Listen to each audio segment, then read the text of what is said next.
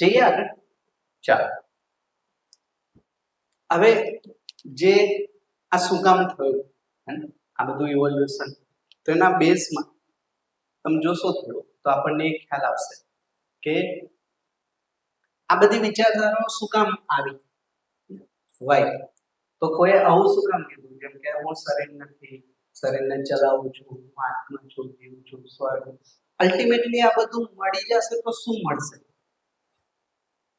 માણસ, હે ને? એવી કલ્પના કરી કે હવે રોટી કપડા મકાનનું તો થઈ ગયું, હવે જે નેક્સ્ટ સ્ટેપ છે એ સુખ, શાંતિ, સંતોષ, આનંદ, જે પણ અત્યારે આપણે જે પણ નામ આપીએ એના માટે અલગ અલગ ફિલોસોફી આવી. ટેકનિકલી જોશો તો એની પાછળનો જે સંદર્ભ છે સુખી થવાનો છે. સુખને કોઈક જગ્યાએ અલગ અલગ નામથી રિપ્રેઝન્ટ કરે. બેઝિકલી સ્વર્ગનું એક સુખ છે, નર્ક અલ્ટિમેટ દુઃખ છે, એ રીતે મોક્ષનું પણ એક સુખ છે. તો આ બંધનમાંથી મુક્તિ અને સુખ. તો ટેકનિકલી જોશું તો 10,000 વર્ષ પછી માણસની લોજિકલી કહીએ તો સુખી થવાની યાત્રા આ ધરતી પર શરૂ. એની પહેલા સુખની વસ્તુ આજે પણ તમે જો, જેની પાસે રોટી કપડા મકાનનું જુગાડ ના થતો એ સુખ માટે ન વિચારે, એ પહેલા રોટી કપડા મકાનનું જ વિચારે. બટ ઓબ્વિયસ છે કે પહેલા સર્વાઈવ તો થઈ. તો તમે જે રોજનું રોજ કરતા હોય એની પાસેથી અપેક્ષા ન રાખી શકો કે કોઈ બીજી વસ્તુને સમજ, કારણ કે અત્યારે તેનું આખું દિવસ તો આની માટે જાય. તો માણસ જ્યારે આ વસ્તુ અચીવ કરીને પછી થોડું ધ્યાન ગયું કે આની માટે આ પૂરતું નથી. હવે તમે જો સિસ્ટમેટિકલી તમે જોશો તો પેટ ભરાઈ જાય ને પછી બધા વિચાર ચાલુ થાય, આડા શું કરશું, કેમ? કારણ કે હવે એ કામ પતી ગયું. હવે એ કામ પતી ગયું તો હવે શું કરશું? હેરાન કરશું, હેરાન થશું, દુઃખી કરશું, સુખી કરશું, આ બધું પછી આ બધી માનસિક બધી વસ્તુઓ ચાલુ. તો સેમ વસ્તુ અહીંયા થઈ. અહીંયા માણસનું રોટી કપડા મકાનથી ઇનફ થઈ ગયું, સમજાઈ ગયું. હવે શું? તો એમાં પછી આ બધા નવા અનુસંધાન, દર્શન ને બધું આવ્યું. હવે આમાં જે ગેપ રહી ગયો ને, હવે આપણે કોર પાર્ટને થોડું ઓબ્ઝર્વ કરવા જઈએ. એટલે મેં અહીંયા લખ્યું છે બે વસ્તુ આપણી સામે આવી, આદર્શવાદ અને ભૌતિકવાદ.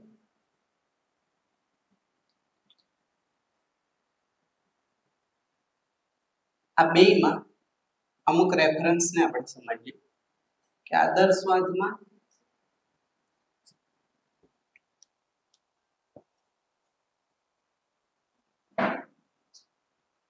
આ બે વાતનો મેઇન પર્પસ છે સુખી કઈ રીતના હોય. અલ્ટિમેટલી આ ગોલ છે આપણો. આદર્શવાદમાં સુખની વસ્તુ ને ઓબ્ઝર્વ કરીએ. સુખની વસ્તુ શું છે? તો કીધું ઈશ્વર પ્રાપ્તિમાં સુખ. પછી અમુક જગ્યાએ જે ઈશ્વર નથી માનતા તે મોક્ષ પ્રાપ્તિ. પછી એમાં સ્થળ શું છે? સુખી વ્યક્તિ રહેશે ક્યાં? જગ્યા. તો સ્થળ તરીકે સ્વર્ગ છે અથવા તો નર્ક છે. પછી આ મળશે કઈ રીતના? પદ્ધતિ, સુખ મેળવવાની પદ્ધતિ, પ્રોસેસ. તો બે પ્રોસેસ છે આ વસ્તુ મેળવવાની, અને આ પદ્ધતિથી તમે આ વસ્તુને પ્રાપ્ત કરીને અહીંયા સુધી પહોંચી શકો અને અહીંયા રહી શકો, એવી એક કલ્પના. પાછું આ પરમેનન્ટ નથી, સ્વર્ગ પરમેનન્ટ નથી. હવે તમારે પાછું આવવું પડે એવું છે. આ જગ્યાનું લાયસન્સ ન મળે, વિઝા સ્થાયી નથી, કહેવાનો મતલબ પરમેનન્ટ રેસિડેન્સી નથી. આ પદ્ધતિ છે.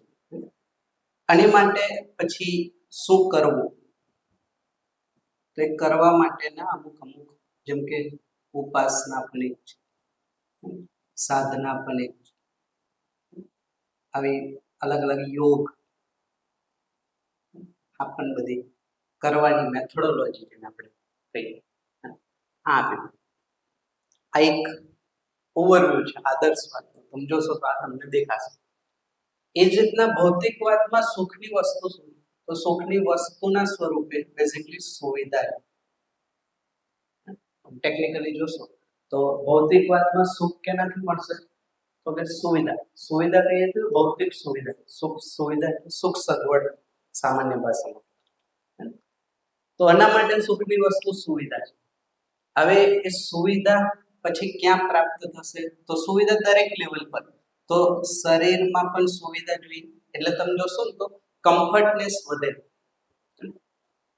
કમ્ફર્ટનેસ વધે એનો મતલબ શું કે માણસ પહેલા શ્રમ કરતો, આજે શ્રમથી દૂર થતો, બીકોઝ ઓફ કમ્ફર્ટનેસ. જેટલો વધારે એટલું વધારે સુખ, એવું માનીને ચાલે. તો શરીરમાં પણ સુખની જગ્યા છે, પછી પરિવારમાં પણ છે, સમાજમાં પણ છે. આ ત્રણ જગ્યાએ તમને દેખાશે સુવિધાની માનસિકતા તમને દેખાશે. કઈ રીતના દેખાશે? તો તમે જો એક એક્ઝામ્પલ આપો તમને. આજે આખા પરિવારનો મેક્સિમમ સમય કઈ જગ્યાએ જાય છે? મોબાઈલ. એટલે સામાન્ય ભાષામાં કહીએ તો સુવિધાને ભોગવામાં જાય, કાં તો સુવિધાને મેળવવામાં જાય. બે જ. કાં તો કમાવા માટે જાય, કમાઈ લીધું હોય તો પછી ભોગ. આ મોબાઈલ એટલે સુવિધાનો ભોગ થયો ને એક પ્રકાર. તો બે જ જગ્યાએ જશે પરિવાર. સમાજનો પણ સમય ક્યાં જાય તમે જોશો? વિકાસ જેને કહે બેઝિકલી સુવિધા વધારવાની વસ્તુ. તો પહેલા સામાન્ય શેરી હોય તો પછી 6 લેન કેમ થાય, 8 લેન, પછી એના પર બ્રિજ કેમ બને. આ સમાજની અપેક્ષાઓ પણ આ જ સમજો. ટેકનિકલ પદ્ધતિ શું છે? પદ્ધતિ જબરજસ્ત છે, હે ને? 3 પદ્ધતિથી સુખી થવાય: ભોગ,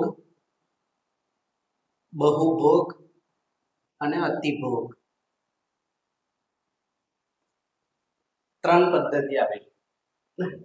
ભોગ કરીને સુખી થવાય, બહુભોગ કરીને સુખી થવાય અને અતિભોગ કરીને સુખી થવાય. અતિભોગ એટલે આ ધરતી મારા નામે થઈ ગઈ, અતિભોગ છે. લાઈક બહુભોગ એટલે આ સિટી મારા નામે થઈ જાય, રાજ્ય મારા નામે થઈ જાય. ભોગ એટલે બેઝિકલી જ્યાં જે જીવું છું એરિયામાં જેટલું મેક્સિમમ છે હું ભોગી શકું, ભોગ છે. તો આ 3 પદ્ધતિ છે. સમજો આજે માનસિકતામાં આ 3 પદ્ધતિ જે અહીંયા હશે, જે ભોગમાં લાગ્યો હશે બહુભોગ તરફ જશે, બહુભોગમાં લાગ્યો હશે અતિભોગ તરફ. એટલે એમાં ઇન્ફાઇનાઇટ જતો રહ્યો. સામાન્ય ભાષામાં કહીએ તો ભોગ છે, શોષણ છે અને અહીંયા દોહન છે. ભોગ કરીને માણસ શું થાય કે વસ્તુને કન્ઝ્યુમ કરે. ભોગ એટલે સામાન્ય ભાષામાં તો કન્ઝપ્શન. એ વધી જાય તો શું થશે? શોષણ. વસ્તુનું શોષણ થઈ જાય અને એ એક્સ્ટ્રીમ પર જતું રહે તો વસ્તુનું દોહન થઈ જાય, એટલે એનો ખતમ થઈ જાય, વસ્તુ જ નહીં રહે. જેમ કે આ ધરતી પર શરૂઆત થઈ તો માણસે ધરતીના સંસાધનનો ભોગ ચાલુ કર્યો, યુઝ સામાન્ય ભાષામાં. તો જેમ કે પાણી સામાન્ય વસ્તુ છે, વોટર. તો પાણીનો પહેલા ભોગ શરૂ થયો, ખાવા પીવા સાફ સફાઈ. પછી બહુ ભોગ થયો અને અતિભોગ એટલે પાણી ખતમ થવા તરફ જતું રહ્યું, આ અતિભોગ. એ પ્રશ્ન છે કે આગળ જતા શુદ્ધ પાણી મળશે કે નહીં, આ અતિભોગનું પરિણામ. તો અહીંયા પદ્ધતિ આ છે. એટલે તમે જોશો આ મેથોડોલોજીમાં કોઈ પણ વ્યક્તિ અહીંયા જ પહોંચશે, એમ બીજો ઓપ્શન નથી. અને આ મેથોડોલોજીમાં અહીંયા પહોંચશે, સિમ્પલ. એટલે તમે જોશો જે વધારે ભોગ, અતિભોગ, બહુભોગ અહીંયાથી પાછો અહીંયા જશે. અને જે અહીંયા એક્સ્ટ્રીમમાં જતો રહેશે ને પાછા અહીંયા કોઈ સુખ નથી, પાછા અહીંયા આવે. તો વિરક્તિ, ભોગ, વિરક્તિ, ભોગ, આ સાયકલમાં ફસાઈ ગયો માણસ. આની પરાકાષ્ઠા આવશે, પાછું બધું છોડી દેશે. આ બધું સંસાર, મોહ માયા છે, આ બધું સ્ટેટમેન્ટ અહીં આવશે. પછી પાછો સંસારને છોડીને જશે. પછી અહીંયાથી કંટાળો આવશે ને પાછો ભોગમાં આવશે. એક સિબિલ હતો ને, એક ભાઈએ શેરિંગ કર્યું કે મેં 2014 થી 2016 માં બધું મૂકી દીધું, સંસાર ને આ તે ઘર હિમાલયમાં જતો રહ્યો. અને આ રોજની જંજાટ માથાકૂટ તો હિમાલયમાં જતા રહ્યા. પછી હિમાલયમાં 2 વર્ષ એમને જે બધી પદ્ધતિથી બધું કર્યું, એક સંત મળ્યા એમને ત્યાં. હા, આપણે ક્યાં હતા?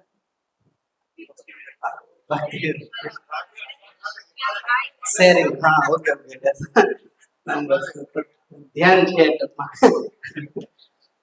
તો એ ભાઈ હિમાલયમાં ગયા 2 વર્ષ થોડું આમ તેમ કર્યું, પછી એક સંત મળ્યા. પછી એમને કીધું કે અહીંયા કાંઈ નથી રાખ્યું, પાછો સંસારમાં જા. હું આટલા વર્ષોથી ગયા મને કાંઈ નથી મળ્યું, હે ને?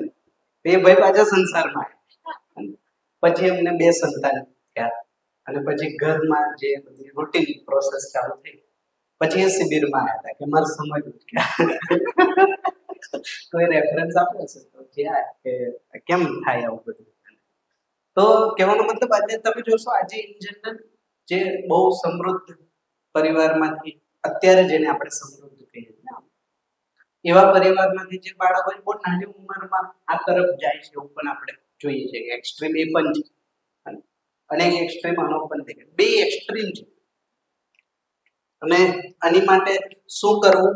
તો કરવાનો કાર્યક્રમ એ જ છે, સુવિધા મેક્સિમમ મેળવવી. ધન, સંપત્તિ, સાધન, આ બધી વસ્તુનું મેક્સિમમ કઈ રીતના મેળવી શકાય એની માટે એજ્યુકેશન છે, શિક્ષણ છે, પછી જોબ, બિઝનેસ, આ એની મેથડોલોજી. હવે તમે જુઓ આ બેમાં સુવિધા જેને મળી ગઈ, શું એ સુખી થઈ ગયા? શું લાગે? હા, એવું મળ્યું આપણને? કોઈ ઘર, પરિવાર, વ્યક્તિ એવું મળ્યું? એવું મળ્યું નહીં આટલા વર્ષો. હા, ટેમ્પરરી હોય શકે, કમ્ફર્ટનેસ એવું હોય શકે, સારું લાગે, પરમેનન્ટ હેપીનેસ એવી કંઈ મળી હોય એવું લાગતું. તો સુવિધામાં સુખ નથી, પહેલા તો એ ખબર પડી. હવે આ પણ કોઈને મળી ગયું હોય એવું કોઈ પ્રમાણ આપણને આપણી પાસે નથી. મેં કીધું એમ કે આ પ્રાપ્ત થઈ ગયું હોય, મોક્ષ મળી ગયો હોય, એનું કોઈ પ્રૂફ નથી.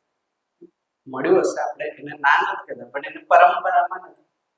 જેમ કે કોઈ વ્યક્તિ એવું કીધું કે આપણે અહીંયાથી ઉડી શકીએ એક જગ્યાએથી બીજી જગ્યાએ, આ કલ્પના આપી. આજે એનું પ્રમાણ છે ને, પ્લેન છે, હેલિકોપ્ટર છે, જેટ છે, તો એ ખાલી કલ્પના નથી. એ રીતના આપણને સ્વર્ગ મળી શકે એનું કોઈ પ્રમાણ ન મળે એમ કે ભાઈ ક્યાં, કઈ રીતે, કોણ સ્વર્ગમાં, કોણ. તો આ બેમાં ટેકનિકલી જે સુખનું સાધન છે અથવા તો જે સુખની વસ્તુ છે, એમાં સુખ મળ્યું હોય એવું કોઈ પ્રમાણ ન મળ્યું. એટલે છેલ્લા બેમાં જે વસ્તુ ઉપલબ્ધ થઈ એ મળ્યું, ટેકનિકલી કહીએ તો એક પ્રકારનો અસંતોષ. અહીંયા તો અસંતોષની સાથે દુઃખ પણ છે, નાની મોટી પીડા શરીરની પણ છે, અશાંતિ પણ છે અને અસંતોષ તો છે જ. આ પરિણામ છે, આ જે છે આ પરિણામ છે. ફ્રૂટ અહીંયાનું આ છે, અહીંયાનું આ છે. તો મતલબ શું થયું કે બે વિચાર ધરાવતી જે ગોલ હતો સુખી થવાનો એ અચીવ થયો હોય એવું કોઈ પ્રમાણ આપણને મળ્યું નહીં. ધેટ્સ વાય એક નવું અનુસંધાન થયું. આ ટાઈમ લાઈનમાં જોઈએ તો 1968 1968 એક નવું અનુસંધાન થયું જેનું નામ છે મધ્યસ્થ દર્શન.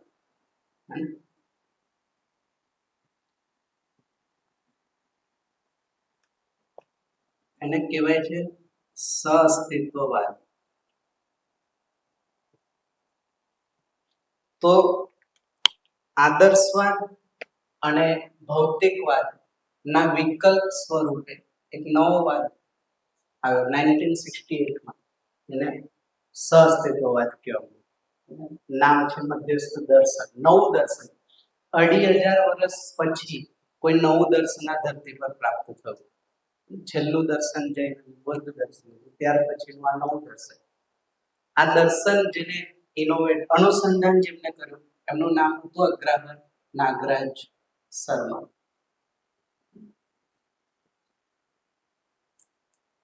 અમને અનુસંધાન કર્યું.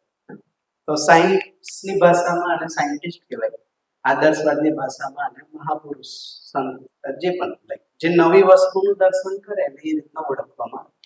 તો વિજ્ઞાન ભૌતિકવાદમાં નવી વસ્તુને ડિસ્કવર કરે એટલે સાયન્ટિસ્ટ નામ આપે છે, અને આદર્શવાદમાં નવી વસ્તુને ઇનોવેટ કરે એટલે મહાપુરુષ નામ આપવામાં આવે. તો જે પણ રહી એક નવું ડિસ્કવરી આ ધરતી પર થઈ, અને અનુ જે સામાન્ય જનમાનસ સુધી પહોંચાડવાની પદ્ધતિ છે એ છે જીવન વિદ્યા પરિચય શિબિર. તો આ બેઝિકલી આ દર્શનનો સાર પાઠ આપણે આ શિબિરમાં ચર્ચા છે. શું કોઈક નવી જ વસ્તુ ઉપલબ્ધ થઈ, તો એ નવી વસ્તુ અત્યારે બધી જગ્યાએ ખબર જ નથી કે આવું કંઈક છે, એનો પરિચય, એનું નામ છે જીવન વિદ્યા પરિચય શિબિર. તો બેઝિકલી જીવન વિદ્યા પરિચય શિબિર એ મધ્યસ્થ દર્શનનું ઇન્ટ્રોડક્શન છે, પરિચય છે. આ નવો વિકલ્પ છે. આ કન્ટેક્સ્ટમાં જોઈએ તો આદર્શવાદ અને ભૌતિકવાદનો એક વિકલ્પ છે સહઅસ્તિત્વવાદ.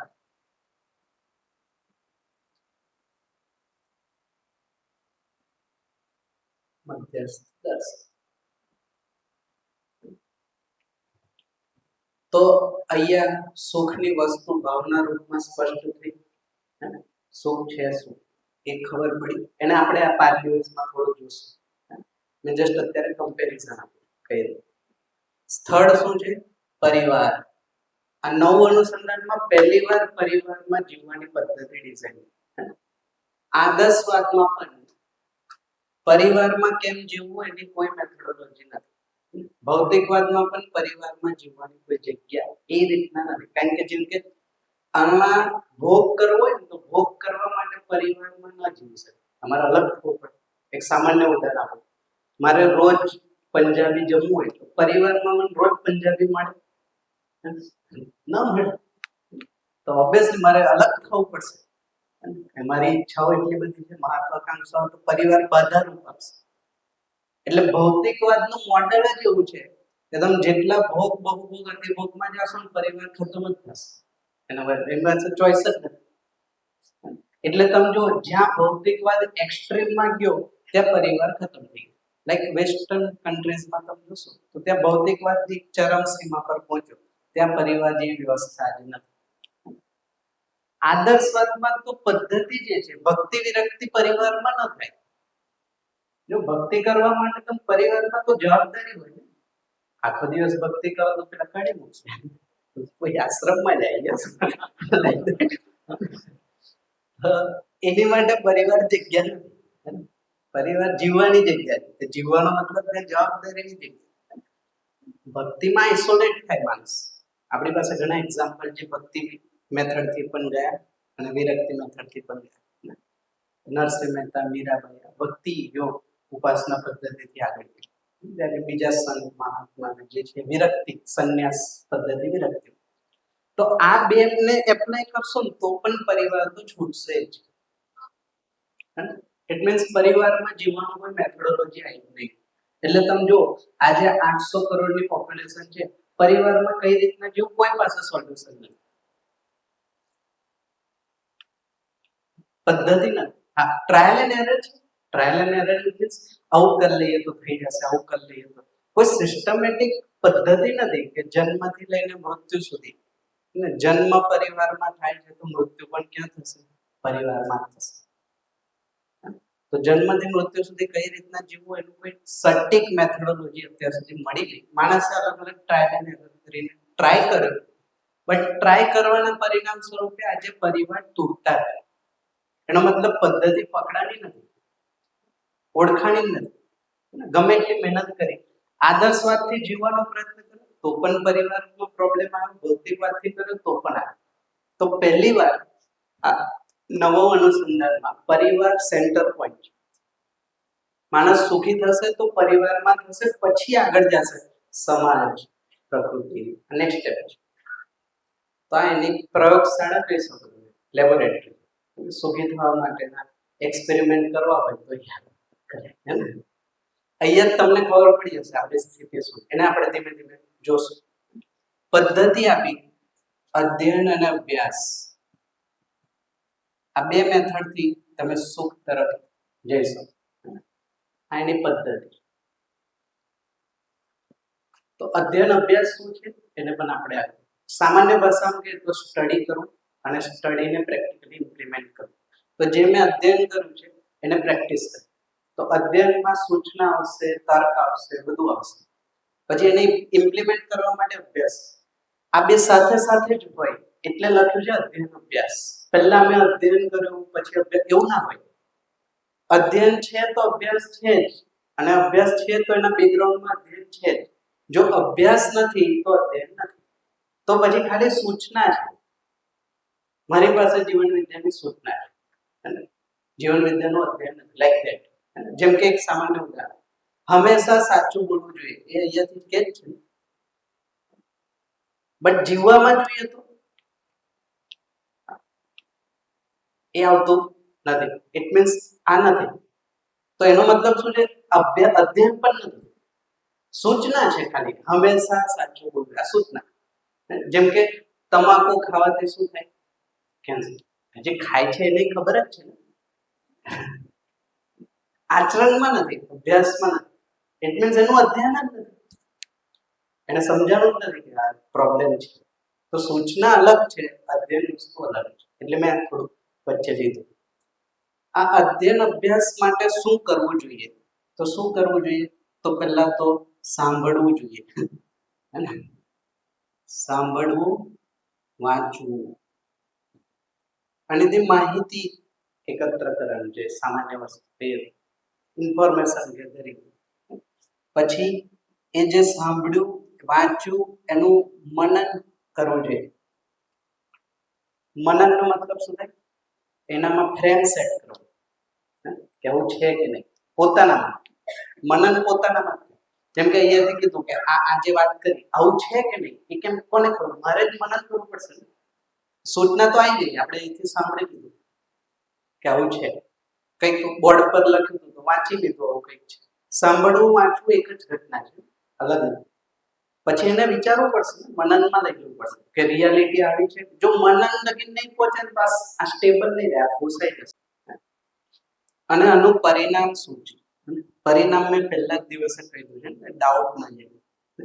પરિણામ છે સુખ, શાંતિ, સંતોષ, આનંદ અને પરમ આનંદ. આ એના પરિણામ છે. તો એટલા માટે આ નવું અનુસંધાન થયું. જે પરિણામની અપેક્ષા માણસને વર્ષોથી હતી એ અહીં આવીને પૂરી થઈ. તો જે વસ્તુ પરંપરામાં સાચી અને સારી મળી હતી તો રહેશે જ. તો અહીંયા ખબર પડી કે આને ગાય કહેવાય, તો આપણે મધ્યસ્થ દર્શનમાં ગાયને ગાય જ કહેવાય. લાઈક એ રીતના કંઈક નવું નથી, બટ જે ગેપ હતો એ ગેપ અહીંયા કમ્પ્લીટ થાય. ઇટ મીન્સ 99 હથોડા અહીંયા સુધી પડ્યા, એક આવ્યો કમ્પ્લીટ થઈ ગયું. એવી વસ્તુ ઉપલબ્ધ કરી. તો આ છેલ્લું અનુસંધાન આવ્યું જે આ છે, આ દર્શન જેમ કે મધ્યસ્થ. એને જ આપણે આ 5 દિવસમાં અલગ અલગ આસ્પેક્ટમાં ચર્ચા કરશું. વ્યવહારિક ભાષામાં કરશું, તાર્કિક ભાષામાં કરશું, તાત્વિક લેવલ પર ચર્ચા કરશું. જેવી ક્વેશ્ચન, જેવો પ્રશ્ન, જેવી જિજ્ઞાસા એ પ્રમાણે ચર્ચા કરશું.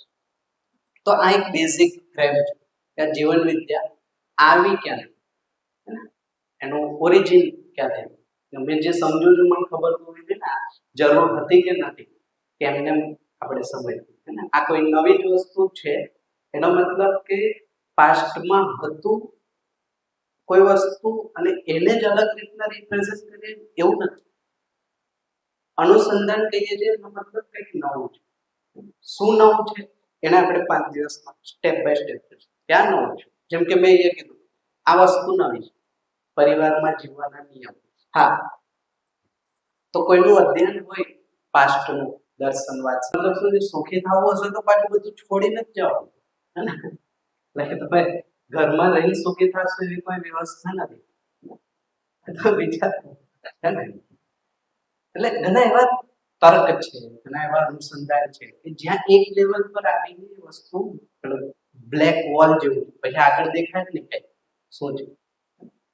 તો જે મળ્યું એ તો મળ્યું જ, એ તો સાથે રહેશે જ. એપ્રિશિએટમાં પણ છે ને એને પ્રેક્ટિસમાં પણ રહેશે, પણ જે ગેપ હતો એ પૂરી થઈ ગઈ.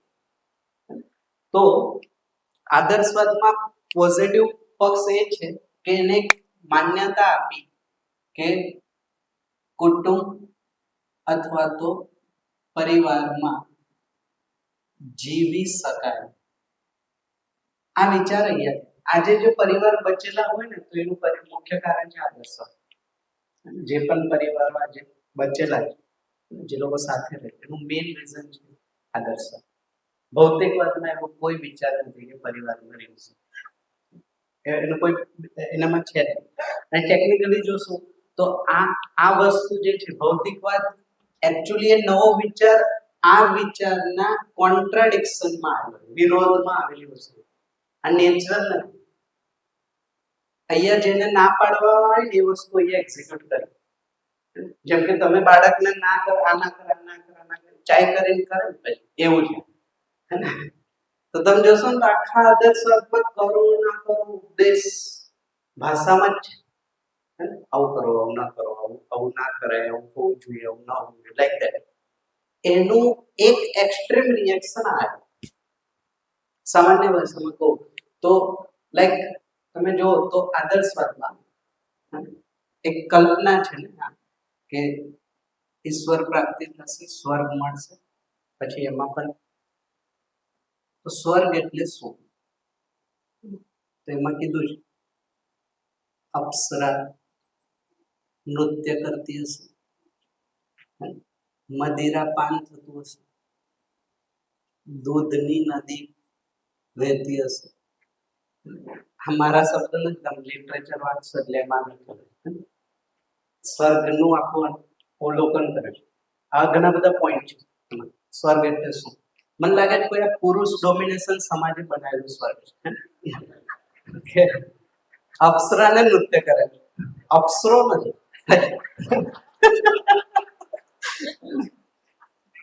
પુરુષ નૃત્ય કરતા હશે એ કલ્પનામાં નથી. તે સમય હશે કારણ કે રાજાનો જમાનો હતો ને તો રાજાઓ ઓબ્વિયસલી મેન હતો જે તે સમય કે જે આખા પ્રજાની જાળ. એટલે જો આને તમે થોડું ચેક કરજો અન્ય તો ના કરજો. જેટલા ભગવાન છે બધા રાજા છે. ચેક કરજો. મેં જે ચેક કર્યો મારા ધ્યાન પ્રમાણે તમે જોજો તમે પણ ઓબ્ઝર્વ કરશો આ દેખીશ. કારણ કે જે તે સમય રાજા પ્રજાની જવાબદારી લેતા એ સમય તો એને જ એક સમય પછી શું નામ આપ્યું? ભગવાન. કરતા ધરતા દ્રષ્ટા ભોગતા એ દેવી દેવતા નીચે આવે ભગવાન. એમને કોઈ જવાબદારી આપેલી છે જેમ કે સ્વર્ગ લોકની જવાબદારી આ દેવતા લેશે. તો દેવતા છે તો દેવતા સાથે દેવી બાય ડિફોલ્ટ દેવી દેવતા કન્સેપ્ટ એકલા દેવતાનું અસ્તિત્વ નથી. સમજો ભગવાન એકલા હોય દેવી દેવતા એકલા ના. ભગવાન એકલા હશે પણ દેવી દેવતા બે હશે. તો મેલ ફિમેલ જે છે એક સમય પછી એને જ માનવામાં આવે જે એટલે તમે જો જે વસ્તુ ઉપલબ્ધ થઈ ને એના કોઈ લીડરને દેવી દેવતા તરીકે પૂજવામાં આવે. અગ્નિદેવ, વાયુદેવ. અગ્નિની શોધ થઈ તો એ કોઈ ચલાવે છે એ દ્રષ્ટિથી એમને દેવ પછી એ રીતના વાયુ સમજાવું. તો જે પણ નેચર હતું એને ઓબ્ઝર્વ કરીને એને સસ્ટેન કરવા માટે એમાં દેવી દેવતા ભગવાન તરીકે એક વસ્તુને એસ્ટાબ્લિશ કરો જેથી પ્રકૃતિ થોડી બચેલી રહે, ભૂલ ન કરે. એટલે તમે જોશો ઝાડ પાન એમાં પણ દેવતાનો વાસ કહેવામાં આવે છે. પશુઓમાં પણ દેવતાનો વાસ. ગાયમાં કેટલા છે? 33 કરોડ દેવી દેવતાઓ. કાઉન્ટ પણ છે આપણી પાસે 33 અને ઉલ્લેખ પણ છે 33 કરોડ દેવી. તો ગાયમાં પણ હશે ને ઇટ મીન્સ શું તમે ગાયને એટલીસ્ટ હર્ટ તો ના કરો. બી પાપ પુણ્ય છે ને અહીંયા. પાપ કરશો તો પાછા ક્યાં જશો? નરકમાં. તો સ્વર્ગ મળવું જોઈએ તો એની માટે શું છે? પુણ્ય. તો પુણ્ય માટે પછી અલગ અલગ પદ્ધતિઓ આવે. તો આ એનું વર્ણન સ્વર્ગનું. હવે જેવું ભૌતિકવાદ આવ્યું એને કીધું કે ઓકે તો આ જ સ્વર્ગ છે તો સ્વર્ગ ધરતી પર આવી જશે. તો એને શું કર્યું? એક બાર ઓપન કર્યો, લીકર બાર. એમાં અપ્સરાઓ ડાન્સ કરે જ છે. મદિરા પણ તમે જોવી વેરાયટી મળે. દૂધની નદી તેમ પીતા નથી એટલે બાકી એની નદી તો વેવડાઈ શકે. સી તો એના રિએક્શનમાં આવેલી વસ્તુ છે. જે કલ્પના માણસે અહીંયા કરી હતી એ કલ્પનાને એક્ઝિક્યુટ કરી ભૌતિકવાદે. તમે જુઓ ટેકનિકલી સ્વર્ગ ભોગની કલ્પના છે હે ને, થોડું ઓબ્ઝર્વ કરશો તો આ બધું શું છે? ભોગ. તો અહીંયા તો ના ભોગ થઈ શકે, તો એની અલગ જગ્યા એ ટેમ્પરરી રિઝલ્ટ. ભાઈ તમે ભોગ કરી લીધો પછી પાછું નીચે આવવાનું, તો પછી એનું અલગ જગ્યાને કીધું પૃથ્વી લોક, અલગ અલગ લોક તરીકે. હા માહિતી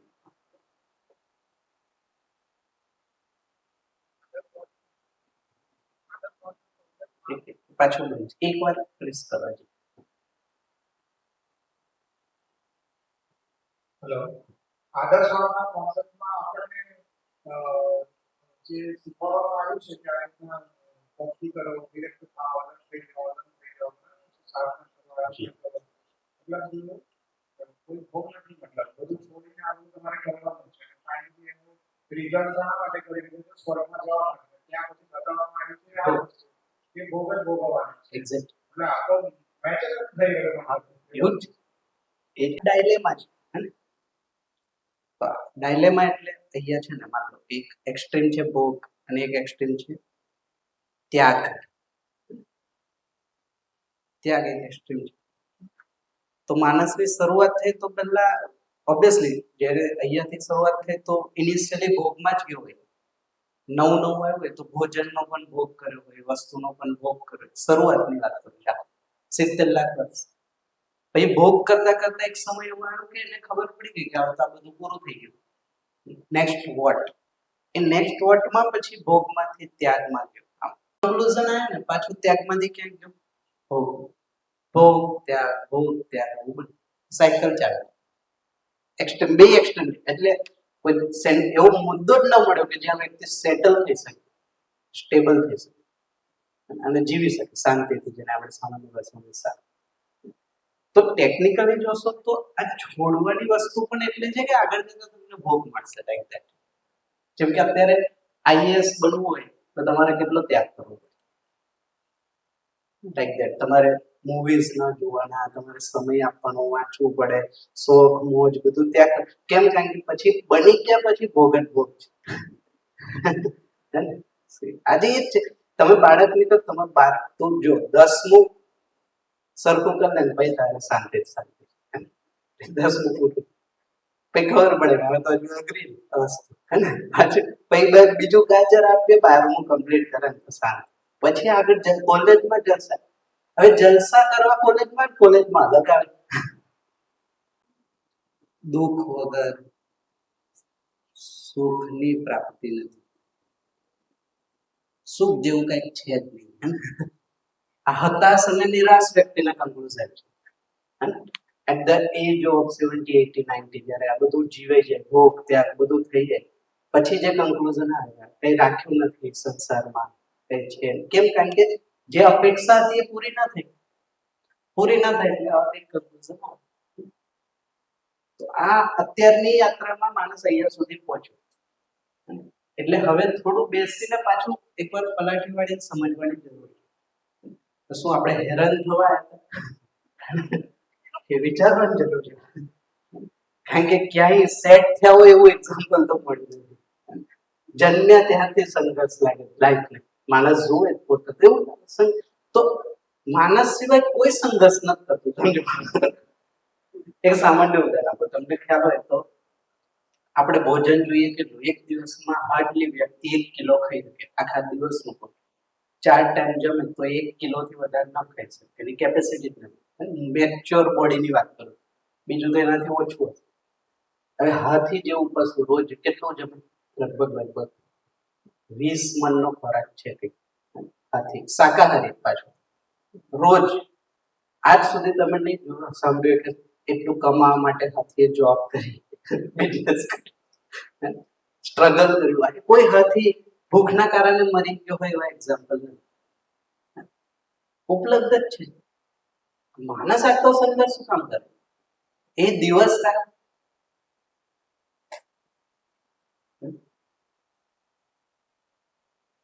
શું લાગે શું કામ આટલું બધું સંઘર્ષ? રોટી કપડા મકાન તો અહીંયા મળી ગયું હતું 10,000 વર્ષ. આજે તો આ જ જવાબ પર છે. 2026 ની સ્થિતિ તો એ છે કે આ ખતમ થઈ જશે. ટેકનિકલી જુઓ તો આજે સબ્જી લેવા જવું હોય તો મારે 10 વાર વિચાર કરવો પડે કે આ આમાં કેમિકલ હશે નહીં હોય, ઝેરી હશે. આ એનો મતલબ શું? જે મેળવ્યું હતું એ સસ્ટેન ના થયું, આ ખતમ થઈ જશે થોડા સમય. પાછા આવી જશું આપણે અહીંયા, પાછા જંગલ યુગથી ચાલુ કરશું. કોઈકને સારો વિચાર આવશે તો કહેશે થોડું સાચવી રાખ બી જગ્યાએ આપણે અને પ્રાકૃતિક ખેતી કરશે. તો જો કહેવાનો મતલબ શું છે, આ થયું શું કામ? કારણ કે માણસ એક જ માત્ર એવી એન્ટિટી છે જે સુખી થવા માટે આ ધરતી પર છે. એનો મતલબ જ નથી જમવાનું શું છે શું નહીં, એને ટેસ્ટ સાથે મતલબ છે, ભોજન સાથે મતલબ, ગાયને ટેસ્ટ સાથે મતલબ નથી, એને ઘાસ સાથે મતલબ. આ ડિફરન્સ છે આપણામાં. આપણે ખાલી શાકભાજી ના એમાં ઉપર ગાર્નિશિંગ કરેલું હોવું જોઈએ, દેખાવ પર. રીંગણ લેવાય હા શાઇનિંગ નથી, રીંગણ ને શાઇનિંગ ના શું દેવાનું? આ કેમ આવું દેખાય? પહેલા તો કેવું સરસ આવ દેખાવ જો સી ભોજન ને દેખાવ ના શું દેવાનું? આ પહેલા તો કેવા એકદમ ગોળ અને એવા હતા, હવે કેમ આવે? હવે એમાંય થોડું શેપ, રંગ, રૂપ હતા. જે વસ્તુથી આપણે પ્રભાવિત થયા એ જ વસ્તુ આહારમાં લાવવાનો પ્રયત્ન, એટલે પછી હાઇબ્રિડાઇઝેશન ચાલુ થયું. માણસ તો તમે જોવે એવું આપશો, તમે કયો ખાલી ચોરસ જોઈએ રીંગણ ચોરસ રીંગણ આપશે, ગોલ જોઈએ ગોલ આપશે. પછી આ બધા અનુસંધાન થયા, હાઇબ્રિડાઇઝેશન થયું. કેમ? કારણ કે ડિમાન્ડ. માણસને થોડું ખબર ના પડી સુખ શેમાં, તો એને શોધ્યું કે આમાં કદાચ જમીને સુખી થઈ જશું. તો જમવામાં જો કેટલી વેરાયટી, આટલી વેરાયટી પશુ પક્ષીઓમાં નથી. કેમ? કારણ કે જમવા માટે નથી, એનો આહાર ખાલી સર્વાઈવલ માટે, આપણો આહાર સુખી થવા માટે. હું માણસે માની લીધું એસેન્સમાં. તો આ ગેપ રહી ગયો મોટો. એકચ્યુઅલી અહીંયાથી જે યાત્રા આ સુખી થવાની માણસે શરૂ કરી, એમાં આ જે અનુસંધાન થયું, આ જે વિકલ્પ મળ્યો, એમાં એ વસ્તુ દેખાણી કે સુખી કેમ છે. એને આપણે સમજવા માટે 2-5 દિવસ 7 દિવસ 8 દિવસનો પરિચય લઈએ. આ કંઈક અલગ વસ્તુ છે. જો આ મેથડથી સુખી થઈ જવાતું હોય તો આપણે થઈ ગયા હોત. આ મેથડ તો આ મેથડ માણસ થઈ ગયો. ધેટ્સ વાય આ નવી જ વસ્તુ છે જેને આપણે 5 દિવસ. તો અત્યારે મેં એટલી ચર્ચા કરી કે આવી ક્યાંથી, કારણ કે આપણા બેકગ્રાઉન્ડ માઇન્ડમાં જો રહે તો આપણે ધ્યાનમાં રહે કે માણસે 70 આટલા લાખ વર્ષના શ્રમ પછી કોઈ વસ્તુ ઉપલબ્ધ થઈ છે. તો એ વસ્તુનો આ કનેક્ટ થાય ને તો પછી આપણું ભોગવાળી માનસિકતા ધીમે ધીમે ખતમ થાય. પછી મને એવું રિયલાઇઝ થાય કે ઉપયોગ કરવો જોઈએ, સદુપયોગ કરવો જોઈએ અને આગળની પરંપરા બની રહે એની માટે કંઈક કામ કરવું જોઈએ. એ ત્યારે દેખાય જ્યારે મને એક વિઝન ક્લિયર. એની પહેલા જાણતા થશે. તો તમે જો જે સારા માણસો જે ભોગ નથી કરતા એ શું કરશે? સંતુલન કરવાનો ટ્રાય કરશે, બટ સંતુલનની જગ્યાએ મિનિમલિઝમમાં જશે. આ ગેપ આવી જશે. પછી એ મિનિમલિઝમને નવી જનરેશન નહીં સ્વીકારે. તમે તો છોડવાની વાત કરો, છોડવા માટે થોડું હોય તો સી આ 5 દિવસમાં કોઈ વસ્તુ એવું કહેવામાં નહીં આવે કે આ છોડો, આ પકડો, આ કરો, આ ન કરો, આવું કરવું જોઈએ, આવું હોવું જોઈએ. ડઝન્ટ એવું કઈ ચર્ચામાં આપણે લઈએ નહીં. 5 દિવસ સિંગલ વાતચીતમાં એવું નહીં.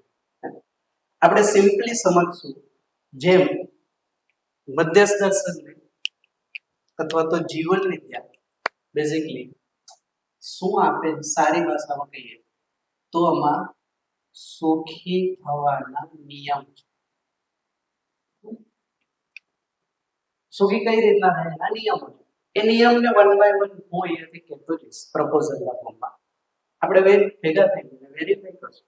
વેરીફાઈ કરીને કંઈક ડાઉટ હશે તો ચર્ચા કરશું અને સમજાશે કે નિયમને અભ્યાસ લેવલ પર લઈ. તો સિમ્પલ વસ્તુ છે, અમુક નિયમ સમજાણા આટલા વર્ષો પછી કે સુખી પણ આ રીતના થઈ શકાય. તો એ નિયમ નવા છે એટલે એની માટે આ જે એજ્યુકેશનમાં નથી એટલે એનો અલગથી કાર્યક્રમ ગોઠવાય. જો એજ્યુકેશનમાં હોત તો પછી આપણે આ સિવિલ કરવાની જરૂર ના પડે. તો બાય બોર્ન બાળક જ્યારથી સિસ્ટમમાં જાય ત્યારથી એને ખબર નિયમ આવે જે બનવાનું આવતા રહેશે. તો નિયમોની ચર્ચા છે પ્યોર. તો આમાં બિલકુલ આદર્શવાદ પણ નથી અને ભૌતિકવાદ પણ નથી. એ સેન્સમાં અલગ. આદર્શવાદ કરો ન કરવો ઉપદેશ છે. ભૌતિકવાદ ભોગનો તરફ ડાયવર્ઝન છે. તો આ બે નથી. તો આ થોડું અલગ છે. તો અહીંયા સુધી સમજાય છે? ક્લિયર થઈ? આમાં કોઈને કંઈ ડાઉટ ક્વેશ્ચન હોય તો કે આઈ હોપ. હા જી, મેં કહેવાનું ભૂલી ગયો. તમને જ્યાં જ્યાં ઇમ્પોર્ટન્ટ લાગે ત્યાં ત્યાં તમે નોટ ડાઉન કરતા રહેજો. બધી જ વસ્તુ આપણને યાદ રહી જશે જરૂર નથી. તો લખતા રહેજો સાથે સાથે જ્યાં તમને, કારણ કે બોર્ડની લિમિટેશન પછી આપણે રફ કરી નાખશું. હા જી સર આપણે કીધું કે આમાં કોઈ સલાહ સૂચના અમને દેવા નહીં આવે. તો ભૂતકાળના દાખલા એવા છે જો તો એમાં કાંઈક મુદ્દા વગર કાંઈક મળતું નથી. યસ એની વસ્તુ નહીં. મારે અહીંયા આવું થયું તો મારે સમય દેવો પડ્યો. મારે જે કાંઈ પણ જોતું હોય એના માટે કાંઈક ને કાંઈક છોડવું. બિલકુલ. તો એ કેવી રીતે રિલેટ થાય છે? સલાહ સૂચના દેવા આ છોડવા કાંઈક છોડો તો જ કાંઈક મળે એ પણ એક યુનિવર્સલ વાત છે. હા, એનો મતલબ છે કંઈક મેળવવું હોય તો કંઈક પહેલા છોડવું પડે, એટલે કોમ્પ્રોમાઇઝ કરવું પડે, કાં તો જતું કરવું પડે. એવું આ સમયથી માણસની માનસિકતામાં છે. અહીંયાથી આવ્યું વર્ષોથી, એટલે આ કાળથી આવેલું છે. કારણ કે અહીંયા છોડીને સુખી થવાનો રસ્તો છે. એટલે એ જ મેં કીધું ને, આ પ્રોસેસ છોડવા વાળી છે. તો એનાથી આ માનસિકતા આવી કે કંઈક મેળવવું હોય તો કંઈક છોડવું પડે. પણ છોડીને મળી ગયું હોય એનું પ્રમાણ નથી. એમ માન્યતા છે બધા માસ લેવલ પર માણસ માની ચાલે. જેમ કે ફોર એક્ઝામ્પલ આઈએએસ બનવું હોય તો તમારે ઊંઘ જતી કરવી પડે, મોજ શોખ જતા કરે, આવું કે છે ને. તો કંઈક એનાથી માણસ શું કહેવા માંગે, કંઈક મેળવવું હોય તો કંઈક જતું. પણ મેળવવું શું છે પહેલા એ તો નક્કી થાય. તો અપેક્ષા આઈએએસ ની હતી કે એ થઈ જશે પછી બધું સેટ થઈ જશે. સેટ થઈ જશે એટલે પરિવાર હું સુખ શાંતિપૂર્વક રહીશું. આ મેળવવું છે. એની માટે શું કર્યું કે મોજ શોખ આ છોડવું. હવે એ છોડીને આઈએએસ તો બની ગયો, સુખ શાંતિ તો રહી ગયા. ઇટ મીન્સ મળ્યું નહીં, જે મેળવવું તે મળ્યું નહીં. એટલે એને નામ આપ્યું કે પ્રચલનમાં અથવા તો માસ લેવલ પર એવી માન્યતા તો છે જ કે કંઈક મેળવવું હોય તો કંઈક ગુમાવવું પડે. મધ્યસ્થ દર્શન અથવા તો જીવન વિદ્યામાં એ કહેવામાં આવે કંઈક મેળવવું હોય તો એ વસ્તુને પહેલા સમજવી પડે. સમજ્યા વિના વસ્તુ ઉપલબ્ધ નહીં. વસ્તુ તો છે જ. એક સામાન્ય તર્ક આપું છું, બહુ સરસ છે. જેમ કે આપણને બધાને ખબર કે ગુરુત્વાકર્ષણનો નિયમ ન્યૂટને આપ્યો, એવું આપણને ખ્યાલ છે. તો ન્યૂટને ગુરુત્વાકર્ષણના નિયમની શોધ કરી. તો શું જ્યારે એને શોધ નથી કરી એની પહેલા સફરજન ઉપર જતા હતા ને? સફરજન તો જ્યારથી 300 કરોડ વર્ષથી સફરજન નીચે જાય, જ્યારથી વનસ્પતિ સંસાર છે ત્યારથી નીચે જાય. તેનો મતલબ શું છે? અસ્તિત્વમાં તો નિયમ હતો જ. માણસનું ધ્યાન કોઈ સમય ગયું અને એ નિયમને ઓળખ્યો. એનો મતલબ છે કંઈક મેળવવું છે. શું મેળવવું છે? તો સુખ મેળવવું છે અલ્ટિમેટ. તો સુખી થવાનો નિયમ અસ્તિત્વમાં ઓલરેડી છે જ. માણસને અત્યારે એને સમજાવવું કે છે આ રીતના સુખી થવું. એની પહેલા ટ્રાયલ એન્ડ એરર વિચાર. એ ટ્રાયલ એન્ડ એરરમાં એક માન્યતા એવી આવી કંઈક મેળવવા માટે કંઈક ગુમાવવું પડે, કંઈક છોડવું પડે, કંઈક જતું કરવું. એકચ્યુઅલી અહીંયા એ સમજાય છે કંઈક મેળવવું હોય તો એ વસ્તુને પહેલા સમજવી પડે તો એ મળશે ને. હવે મને સમજાણું જ નહીં સુખ શું છે, તો પછી મેં અલગ અલગ વસ્તુમાં સુખ માનીને એક ટ્રાયલ એન્ડ એરર કરીશ. તો મને એવું લાગશે કે પદ મળી જશે તો હું સુખ થઈ જઈશ. મને એવું લાગશે સુવિધા મળી જશે તો સુખ. જેનું માન્યતા. તો સુખ યુનિવર્સલ વસ્તુ પણ છે એ પહેલી વાર અહીંયા ધ્યાનમાં આવે. શું છે? જેમ આપણે પેન કહીએ તો એક્ઝેક્ટલી મારા માઇન્ડમાં પેન આવે કે આને પેન કહે, એમાં ડાઉટ નથી. પાણી કહીએ તો દરેક વ્યક્તિની માઇન્ડમાં પાણી આવે કે આને પાણી કહે, એમાં કન્ફ્યુઝન નથી. હવે સુખ કહીએ તો સુખ એટલે શું?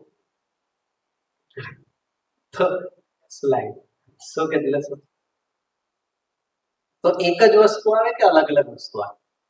અલગ. એનો મતલબ કંઈક તો ગેપ છે. તમે માનેલું સુખ અલગ છે, મેં માનેલું સુખ અલગ, ત્રીજા વ્યક્તિ. તો જ્યાં ગેપ છે એનો મતલબ હજી એ સમજાણું નથી. મેં સ્વીકાર લીધું કોઈ યોગ સંજોગોમાં મેં માની લીધું કે આવું હશે. જ્યારે પાણીમાં ડાઉટ નથી, કારણ કે મેં માન્યું નથી, મેં રોજ એની સાથે ડીલ કરું, અભ્યાસ કરું, મને ખબર છે, એનો અનુભવ છે કે આવું છે. તો વાત સાચી છે કે પરંપરામાં તો એવું જ કીધું છે. આજે પણ જ્યાં વધારે શ્રમ ની માનસિકતા હોય એનામાં એવું જ કહેવામાં આવે કે શ્રમ કરશો ને તો એને કહેવાય છે કે શ્રમને બીજી ભાષામાં સેવા સાથે સરખાવ્યું. સેવા કરો તો મેવા મળે. હવે મેવા જોઈએ છે શું એ જ નથી ખબર. મેવા મીઠાઈના મેવા જોઈએ છે, સુખની જોઈએ છે, શાંતિ જોઈએ, શું જોઈએ? બટ કલ્પનામાં છે કે આવું કરશું તો કદાચ સુખી થઈ જશું, આવું કરશું તો કદાચ સુખ થઈ જશું, એ કલ્પનામાં. તો આપણે એવું કહે છે કે પહેલા જો આપણે આને સમજી લઈએ કે આ છે શું વસ્તુ, સુખ, તો પછી એ મેળવવું ઈઝી. પછી એનો રસ્તો છે. મને ખબર પડી ગઈ કે મારે અમદાવાદ જવું, તો પછી રસ્તો ખબર કે આ રીતના જવાય, નેશનલ હાઈવેથી જવાય, તો મને ખબર જ નથી મારે ક્યાં જવું છે. તો ખરે રાખશે ડેસ્ટિનેશન. અમદાવાદ પહોંચીને પછી એવું થશે હવે અંકલેશ્વર જવું છે, અંકલેશ્વર પહોંચીને ના હવે મુંબઈ જવું, મુંબઈ પહોંચીને હવે દિલ્હી જવું. તો આખી જિંદગી ટ્રાયલ અને એરરમાં જતી. કેમ? કારણ કે ડેસ્ટિનેશન શું છે સમજાણું નહીં. તો અહીંયા ડેસ્ટિનેશન પણ ક્લિયર થાય છે, ડેસ્ટિનેશન સુધી પહોંચવાનો રસ્તો પણ ક્લિયર થાય છે, અને કઈ પદ્ધતિથી જવાય એ પણ ક્લિયર. ઇટ મીન્સ હવે કોઈ ડાઉટ નથી. હવે ખાલી બાકી કેટલું છે? તો એ ડેસ્ટિનેશન સુધી પહોંચવાની યાત્રા કરવાની છે, એ મારો નિર્ણય છે. તો હું રસ્તા પર ચાલું, દોડું, ઊભો રહું, એ મારો નિર્ણય. અહીંયાથી રસ્તો દેખાઈ જશે 5 દિવસમાં, ક્યાં પહોંચવાનું છે અને પહોંચીને શું મળશે એ ક્લિયર થઈ જશે. ડન? તો આગળ આમાં કઈ બીજો ડાઉટ, ક્વેશ્ચન, ક્વેરીઝ?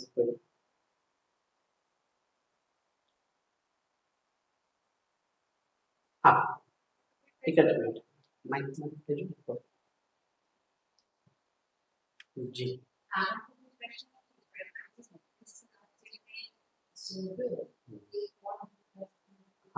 મેં કીધું નાગરાજ શર્માજી એમનું નામ હતું. પછી એમની એક સ્ટોરી કહું ને,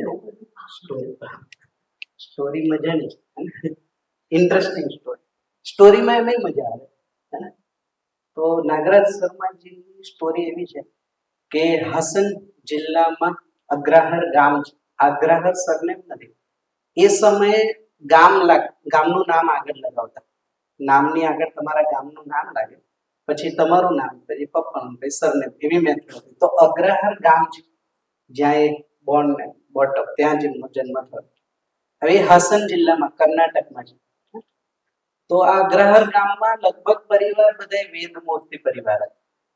વેદમૂર્તિનો મતલબ થાય એમાં લગભગ 70% પરિવાર વેદમૂર્તિ કક્ષાના હતા. વેદમૂર્તિનો મતલબ થાય વેદને 35 પ્રકારથી રિપ્રેઝન્ટ કરવાની ક્ષમતા હતી. એને જઈને વેદમૂર્તિ સ્ટેટસ મળે. ખાલી વેદ સમજાવવા એ અલગ વસ્તુ છે, વેદ સમજવા 35 ટાઈપ્સ ઓફ રિપ્રેઝન્ટેશન છે, મેથડ. એ જે કરી શકે એને વેદમૂર્તિ કહેવાય. તો હાર્ડલી કોઈ કરે. જ્યારે એમના ગામમાં 70% લોકો એવા હતા કે જે વેદમૂર્તિ હતા. એમના મામાનું ફેમિલી દીક્ષા આપે એ શંકરાચાર્યની પદ પર જાય. એમના મામાનું ફેમિલી જેને દીક્ષા આપે પછી એ શંકરાચાર્યની ગાદી પર જાય. તો એક વેદમૂર્તિ પરંપરા અને પરિવારમાં એમનો જન્મ થયો હતો. તો 7 વર્ષની ઉંમરમાં એમને અમુક ડાઉટ જનરેટ થયા.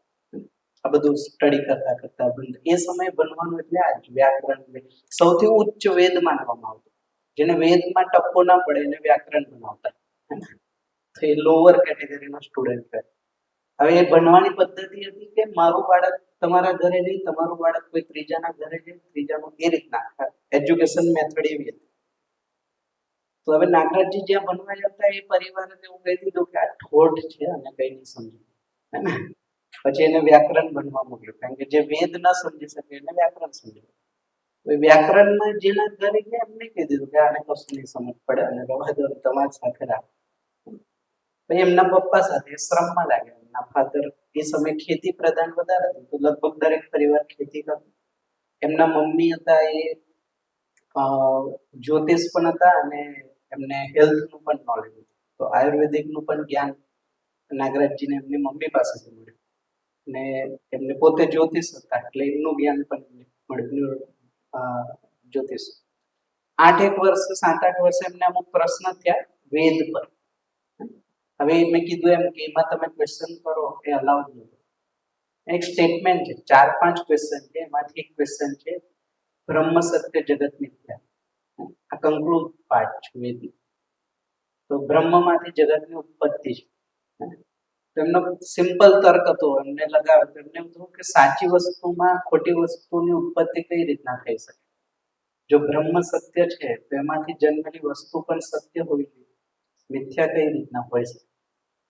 આવા ઘણા લોજિકલ ક્વેશ્ચન અમને બન્યા. સમજ્યા પછીની વાત. પછી એ પ્રશ્નોને લઈને અલગ અલગ લોકો પાસે ગયા, જેમની પાસેથી એમને સમજ્યા એમના ગુરુ એ સમયના. તો એમની પાસે ચંદ્રશેખર ભારતીજી હતા, જે સમય શંકરાચાર્ય હતા અને એમના ગુરુ હતા. તો એમની પાસે ગયા. રમન મહર્ષિજી હતા, એમની પાસે ગયા. એવા ઘણા બધા જે રિનોમ પર્સનાલિટી, એટલે જે અધ્યાત્મમાં આગળ પડતા હતા, એ બધાને પૂછ્યું એમને આ બધા પ્રશ્નો.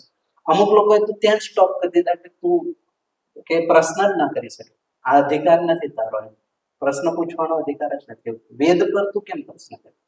તો અમુકે તો એમને રિજેક્ટ કરી દીધા કે ના, હા ક્યાં ગચકાયા લડ્યા. 2 જગ્યાએથી એમને હોપ દેખાણી, એક રમન મહર્ષિજી અને એમના ગુરુ ચંદ્રશેખર ભારતીજી. એમને એવું કીધું કે તને આના પ્રશ્નોના જવાબ સમાધિમાં મળશે, એવું એમને સ્ટેટમેન્ટ. પછી એમની આજ્ઞાને ધ્યાનમાં રાખીને પછી નાગરાજજીએ સમાધિ ક્યાં કરાય, કઈ રીતના કરાય, મેથડ પૂછ્યું એમને એમના ગુરુને કે સમાધિ ક્યાં કરવું. એમને કીધું નર્મદા કિનારે. આટલું કહીને પાછા સમાધિમાં જતા રહ્યા. ત્યાં તો ઇન્ટરેક્શન બહુ શાબ્દિક હતું. એક 2 મિનિટ માટે આંખ ખોલી, ક્યાં સમાધિ કરો? નર્મદા કિનારે. આંખ બંધ. પછી આગળ ઇન્ટરેક્શન. અને નર્મદાનો કિનારો કેટલો મોટો, એવું ગુરુએ એવું નતું કીધું કે અહીંયા કરો. પછી એમને એમની એક બુદ્ધિથી નક્કી કર્યું કે જ્યાંથી નર્મદા ઉદ્ગમ થાય ત્યાં જઈને સમાધિ થાય. સાધના કરી એમને અમરકંટક આવ્યા. પછી અમરકંટક એમને 20-22 વર્ષની સાધના કરી, પરિવાર સાથે આવ્યા. પહેલા એવા સંન્યાસી હતા એ સમયે જે પરિવાર સાથે રહીને સમાધિ સાધના પદ્ધતિમાં ગયા. પરિવાર ઘણી હસબન્ડ વાઈફ ને એમની સાથે એમના 4 બાળકો પણ. તો નાગરાજજી જ્યારે ઘરેથી નીકળતા હતા પ્રોસેસ માટે, તો એમના વાઈફ નું નામ હતું નાગરત્ના દેવી, એવું સરનેમ. તો નાગરાજજીએ કીધું કે તું ના આવીશ, ત્યાં જંગલમાં હું જઉં. એ સમય અમરકંટક સાવ જંગલ એરિયા હતો. તો જંગલમાં હું જોઉં ત્યાં હિંસક પશુઓ કદાચ તને હાર્મ કરે, હેરાન થાવ, એટલે તું ના આવીશ, હું જાઉં. તેમના વાઈફે એવું કીધું તમે કઈ રીતના નક્કી કરશો કે જંગલી પશુ મને જ ખાશે, તમને નહીં ખાય? સી મોટિવેશન નું પીક જો એ કે તમે કહી શકો કે મને જ ખાશે, તમને નહીં. તો તમે જાઓ તો તમને એ ડર તો છે જ. તો કે તું હા સાથે આવીશ. એ સાથે ગયા. તો નાગરાજજીએ શ્રીયંત્ર ઉપાસના પદ્ધતિથી ધ્યાન ધારણા સમાધિ સુધી પહોંચ્યા, અષ્ટાંગ યોગ. એ વ્યક્તિએ સ્ટેટમેન્ટ આપ્યું કે સમાધિમાં જ્ઞાન નથી. સમાધિ થયા પછી નાગરાજજીનું આ સ્ટેટમેન્ટ હતું, સમાધિમાં ગયા પછી શું થયું? એમના પ્રશ્ન ખતમ થઈ ગયા, જવાબ ન મળ્યા. સમાધિમાંથી બહાર આવે, પાછા પ્રશ્નો એના જ હતા. ત્યારે એમને કીધું કે સમાધિમાં જ્ઞાન પ્રાપ્તિ નથી. એની પહેલા એવું માનતા સમાધિમાં જ્ઞાનની પ્રાપ્તિ છે.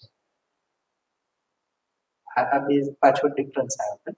પછી નાગરાજજી એક નવું અનુસંધાન કર્યું સમાધિ થયા પછી. પહેલા તો ખાલી તમારા રેફરન્સ માટે કહું, એવું કહેવાય છે આદર્શમાં સમાધિ 1000 કરોડ લોકો સમાધિ માટે જાય તો એમાં હાર્ડલી એક વ્યક્તિને થાય તો થાય, એ પ્રોસેસ છે સમાધિ. નાગરાજજી સમાધિ સુધી પહોંચ્યા પછી એમને ડિક્લેર કર્યું એમને કે આમાં જ્ઞાન પ્રાપ્તિ નથી, મારા એ પ્રશ્નોના સમાધાન આમાં ન મળે.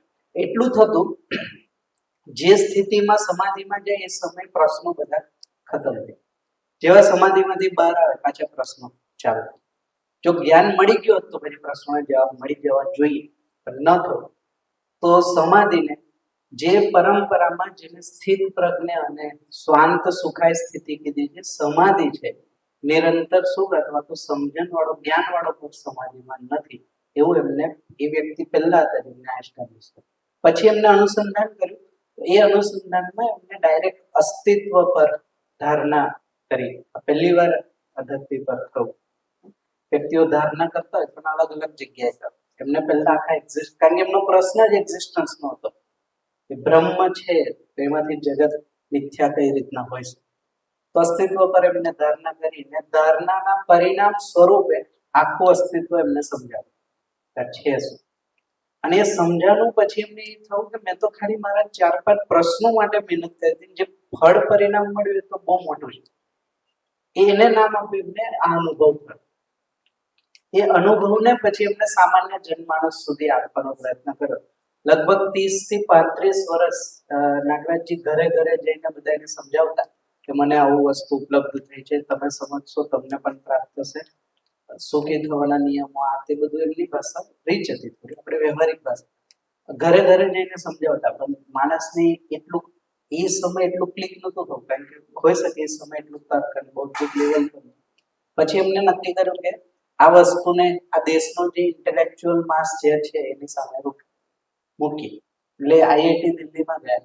આઈઆઈટી દિલ્હીમાં એ સમયે ફિઝિક્સના એચઓડી હતા યશપાલ સત્યાજી, અત્યારે નથી રહ્યા. તો યશપાલ સત્યાજી સામે નાગરાજજીએ પહેલી વાર આ પ્રસ્તાવ મૂક્યો અને એમને કીધું, પહેલું સ્ટેટમેન્ટ નાગરાજજી એવું આપ્યું કે મારી પાસે 700 કરોડ લોકોના બધા જ પ્રશ્નોના સમાધાન છે.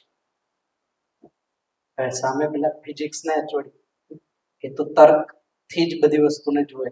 તો કે તમે કહો છો એનું પ્રમાણ શું? તમે તો આ હવામાં વાતો કરતા એવું લાગે.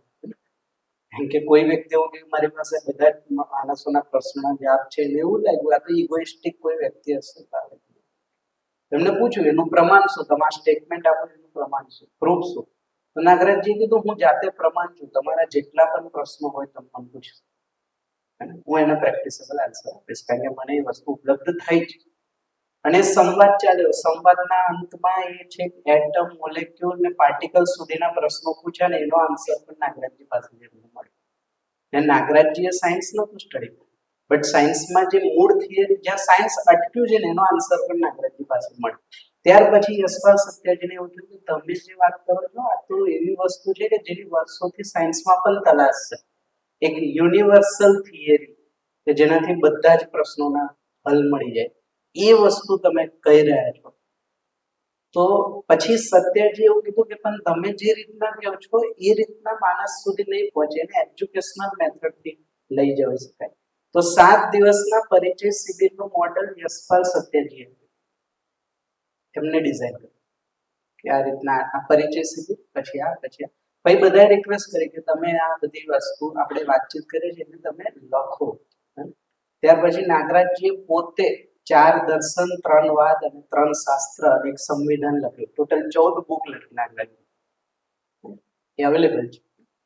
આ પહેલું એવું દર્શન છે જેમાં જે દર્શન કરતા છે એમને જ લખેલું છે. બાકીના બધા જ ગ્રંથો શ્રુતિ અને સ્મૃતિમાંથી આવેલા ગ્રંથો છે. કોઈ સાંભળ્યા છે, કોઈ લખ્યા છે, કોઈ અનુમાન કર્યું છે અને લખ્યું. તો સ્મૃતિ એટલે યાદ કરીને લખ્યું, શ્રુતિ એટલે સાંભળીને લખ્યું. જેને દર્શન થયું, જેને લખ્યું એવું તે ગ્રંથ નથી આવે. એટલે એ પણ એક ડાઉટ. હવે તમે જુઓ, આપણે વાતચીત કરતા હોય તો તમે કેટલું સાંભળશો જેટલી તમારી સ્થિતિ હશે. હવે એમાંથી તમે કેટલું લખશો એનાથી તો ઓછું જ હશે ને. તો બની શકે જે વ્યક્તિએ દર્શન કર્યું ને જે લિટરેચરમાં આવ્યું એમાં ઘણો મોટો ડિફરન્સ હોય છે. તો આમાં પહેલી વાર એવું થયું કે જેને દર્શન કર્યું એને જ આખી વસ્તુ લાગે, એટલે ડાયલ્યુટ થવાનો સ્કોપ નથી પહેલા તો. બીજું, એમને આ જે મેથડ આપી અધ્યયન અને અભ્યાસની, એ ગયા હતા અલગ મેથડથી, બટ એમને જે મેથડ આપી અધ્યયન એને પહેલા પોતે વેરીફાઈ કરી કે આ રીતના માણસને જ્ઞાન પ્રાપ્ત થાય છે નહીં, અને એમને પ્રૂવ કર્યું કે આ પણ પોસિબલ, એટલે એમને મેથડ આપી અધ્યયન અભ્યાસ. અને ત્યાર પછી એટલે તમે જોશો તો જે પ્રબોધકોમાં જે સિનિયર પ્રબોધકો છે એમાં ઘણા બધા આઈઆઈટી વાળા છે, કારણ કે એમને આ વસ્તુ ત્યાં બહુ વધારે કામ, અને એ લોકોએ પછી આ વસ્તુને અભ્યાસ કર્યો અને એને જ અભ્યાસ કરતા કરતા પછી આ રીતના શિબિર ફોર્મમાં. નાગરાજજી બેઝિકલી 2016માં એમનું શરીર શાંત થયું. 1920માં જન્મ થયો, 2016માં શરીર શાંત થયું. તો અને મને ખ્યાલ છે ત્યાં સુધી 90 to 93 યર્સ સુધી એ શ્રમ કરતા, બધું છોડી દીધું, એફર્ટ કરે. એ પોતે એમના આ પહેલી મેથડ, પરિવાર જે કીધું એમને પ્રમાણ આપ્યું, પરિવારમાં રહીને માણસ સુખી કેમ થઈ શકે. ધેટ્સ વાય એક નવી વસ્તુ ઉપલબ્ધ થઈ. બાકી સંન્યાસી સાધના કરેલો વ્યક્તિ પરિવારમાં ના જાય. હવે એમની ખોજ જ સાધના નથી, એમની ખોજ હતી પ્રશ્નોનો જવાબ, અને એના ઉત્તરમાં એમને આખી નવી વસ્તુ ઉપલબ્ધ છે. એટલે આ થોડું નવું છે, એની મેથડ પણ નવી છે. તો આ એક સામાન્ય નાગરાજજીનો પરિચય હતો. પછી તો એમને ઘણા બધા લોકોને મળ્યા, અનુસંધાન થયા. પછી એ સમય જેટલા ગાદી પર હતા, જે રિનોમ પર્સનાલિટી હતા, એ બધાને મળીને કીધું કે મને આવી કંઈક વસ્તુ પ્રાપ્ત થઈ છે, તમે આ વસ્તુને આજથી તમારી એવું કીધું, અને તમે સામાન્ય માણસ સુધી પહોંચાડો. બટ બધા તરફથી એક આન્સર એવું કોમન આવતું હતું કે આ અમે નહીં કરી શકીએ, આ તમારે જાતે કરવું છે. એમના જ ગુરુ મિત્ર હતા એ સમયે શંકરાચાર્ય હતા. જે સમયે ગુરુ મિત્ર હતા એ સમયે શંકરાચાર્ય બની ગયા હતા જ્યારે એમને આ અનુસંધાન. તો એમને રિક્વેસ્ટ કરી કે તમે આજથી આ અનુસંધાન તમારું, તમે સામાન્ય જનમાનસ, કારણ કે તમારી સ્વીકૃતિ છે માણસો, તમે પહોંચાડશો તો માણસને ઇઝીલી. પછી એમને સ્ટડી કર્યા પછી શંકરાચાર્ય એવું કીધું કે આ ગાદી પર બેસીને હું આ વસ્તુ નહીં કહી શકું, અને માટે તારે જ અલગથી એફર્ટ કરવો પડશે. એ નાગરાજજીએ ઘરે ઘરે જઈને બધાને કીધું. એફર્ટ એટલે સી, એમનો એફર્ટ કેવો હતો, એમની પરિચય શિબિર કેવી હતી, એક વ્યક્તિ આવે એટલે પરિચય શિબિર ચાલુ થાય, એક વ્યક્તિ છેલ્લો જાય એટલે પરિચય શિબિર પૂરી થાય. આ મેથડથી ચાલતી. એમનો પહેલો સ્ત્રોત એક જ વ્યક્તિ હતો, એ આવે એટલે શિબિરની શરૂઆત થાય, છેલ્લા એક વ્યક્તિ વધે અને એ જતો રહે ત્યાં શિબિર પૂરી. બિલકુલ ડાઉટ નહીં કે આ સમજશે કે આ નહીં સમજે, ગમે તે વ્યક્તિ આવે એ જ સ્થિતિ. કારણ કે એમને ખબર હતી, કારણ કે જે જ્ઞાન પ્રાપ્ત થયું એમાં એ ખબર પડી કે દરેક માણસ સમજવાની સ્થિતિમાં છે, તો જજ નતા લાઈક એ સેન્સમાં. પછી તો યશપાલ સત્યજીએ કીધું કે આના ફોર્મેશન કરીએ, આપણે સ્ટેપ બનાવીએ. પહેલું સ્ટેપ પરિચય શિબિર, બીજું સ્ટેપ અધ્યયન બિંદુ, ને ત્રીજું પછી ડીપ સ્ટડીમાં તમારી બધી બુક્સનો સ્ટડી થાય. આ પછીની પ્રોસેસ, એની પહેલા તો આ કઈ હતું જ નહીં. તો શરૂઆતમાં તો એમને એક જ સ્ટેટમેન્ટ આપ્યું હતું, કોઈ પૂછે કે તમને શું સમજાવું, તો કે અસ્તિત્વ સહઅસ્તિત્વ છે, પૂરું. સામે વાળો કન્ફ્યુઝ, અસ્તિત્વ શું છે, સહઅસ્તિત્વ શું. પછી એને ઇલોબરેટ કરતા ગયા, અને ઇલોબરેશનમાં શિબિર થઈ. એમનો એક બુક છે જીવન વિદ્યા એક પરિચય. જીવન વિદ્યા એક પરિચય જે બુક છે, નાગરાજજીએ જે શિબિર લીધી એ જ છે. તો નાગરાજજીએ જે શિબિર લીધી હતી એમાં એ રિટર્ન ફોર્મમાં છે, અને ઓડિયો વિડીયોમાં યુટ્યુબ પર છે, પણ બુકના ફોર્મમાં છે. તો આ રીતના એક યાત્રા એમની હતી, જે આ અનુસંધાન સ્થિતિમાં હતા. પછી એ જ થઈ ગઈ, તો બહુ બહાર નતા જતા, બટ હા ક્યારેક જવું પડે. પછી તો એમને રાષ્ટ્રપતિને સમજાયા, અબ્દુલ કલામજીને મળ્યા, બધાને મળ્યા. એવું ને કોઈ સ્કોપ એમને બાકી નથી રાખ્યો. યુનેસ્કોમાં લેટર લખ્યા, પોતે વાર્તા, એના આખા લેટર છે, ડાયરી ને બધું લખેલું છે. મને આવું થયું, તમારે મારી પાસે આટલું સોલ્યુશન છે. આ ધરતી પર 1000 કરોડ લોકો સુખ શાંતિપૂર્વક કઈ રીતના જીવી શકે એનું આખું એક બ્લુ પ્રિન્ટ આપી દીધું. હજી તો 800 કરોડની પોપ્યુલેશન છે, એમાં એક પરિવારમાં નથી મેળ પડતો. એમને 1000 કરોડ લોકોનું વિઝન ઓલરેડી આપી ગયા, અને કદાચ 10,000 કરોડ થશે તો વિઝન મલ્ટીપ્લાય થશે, એ સ્કોપ આપી ગયા. તો કોઈ ગેપ નથી રાખ્યો. એ સમયે, હા મને યાદ આવે, એ સમયે કલામજી રાષ્ટ્રપતિ હતા. તો રાષ્ટ્રપતિ ભવનમાં કલામજીને મળવા ગયા નાગરાજજી, અને લગભગ 85 વર્ષની ઉંમર હતી એ સમય. તો એમની સાથે સોમભાઈ હતા અને બીજા 2-3 મિત્રો હતા, સાધનભાઈ, સોમભાઈ, જે એ સમય સમજતા હતા એમની પાસે. તો સૌથી પહેલા અંદર ગયા ને તો પહેલું સ્ટેટમેન્ટ એમનું હતું કે મને લાગે તમારે અહીંયા સારા લોકો આવતા નથી. નાગરાજજી રાષ્ટ્રપતિને કહેતા, કલામ સરને કે તમારે અહીંયા કોઈ સજ્જન વ્યક્તિ તો નહીં જ આવતો હોય. તો કે કેમ એવું હોય?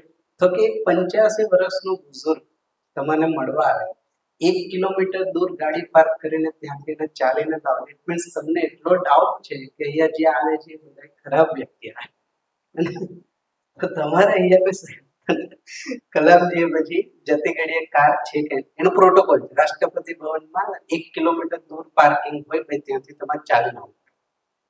તો એ પ્રોટોકોલ બ્રેક કરીને જતી ઘડીએ એમની ગાડી છે રાષ્ટ્રપતિ ભવનના ગેટ સુધી આવી. આ પહેલું સ્ટેટમેન્ટ. પછી બીજું સ્ટેટમેન્ટ એમને એવું કીધું રાષ્ટ્રપતિજીને, કલામજીને, તમે જે ભૂલો કરી એના પશ્ચાતાપ માટે તમે શું કરો છો? હવે આજુબાજુમાં જે સાંભળતા તે શોકમાં હતા અને સોમભાઈ કે હું વિચારતો હતા એક રાષ્ટ્રપતિએ શું ભૂલ કરી નાખી. અને અબ્દુલ કલામ જેવું વ્યક્તિત્વ એટલે બધાય માટે આજે પણ આઈડિયલ છે. લાઈક એમને કોઈ નકારતું નથી, ભલે કોઈ પણ વ્યક્તિ મીન્સ એમનું આચરણ એવું હતું. નાગરાજજીએ પહેલું સ્ટેટમેન્ટ આપ્યું, તમે તમારી ભૂલોના પશ્ચાતાપ માટે અત્યારે શું કરી રહ્યા છો. સામે કલામજીનું સ્ટેટમેન્ટ, છેલ્લા 5 વર્ષથી એ ભૂલ કઈ રીતના ડાયલ્યુટ થાય એની માટે મારા નિરંતર પ્રયત્ન ચાલુ. આ રાષ્ટ્રપતિજી.